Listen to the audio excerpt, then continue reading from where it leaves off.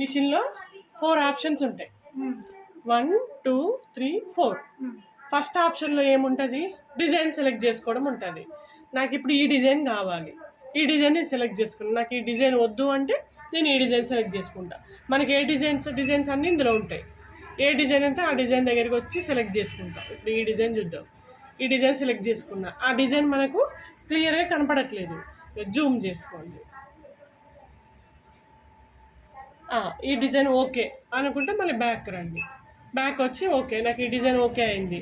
ఇప్పుడు ఈ సైజులో ఇక్కడ సెకండ్ ఆప్షన్లో ఏముంటుందంటే యాంగిల్. ఈ పీ యాంగిల్ని చేంజ్ చేసుకోవాలి. ఇప్పుడు డిజైన్ మనకు అటు చూపి ఒకసారి అట్లా రావాలి.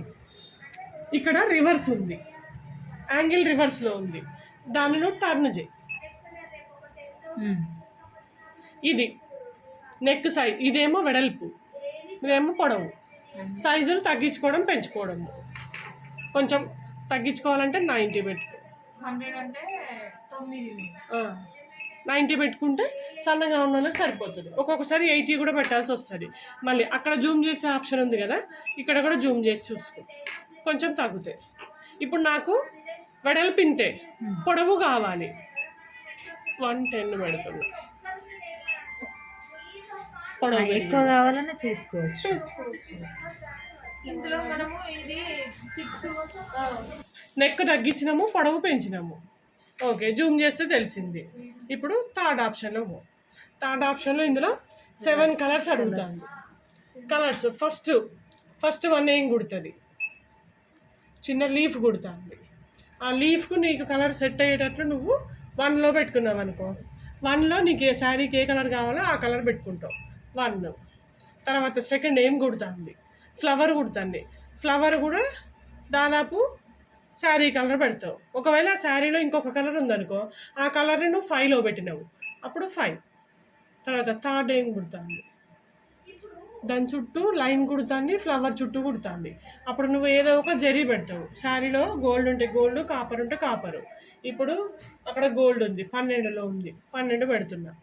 తర్వాత 4 ఫ్లవరు లీఫ్ కలిపి కుడుతుంది.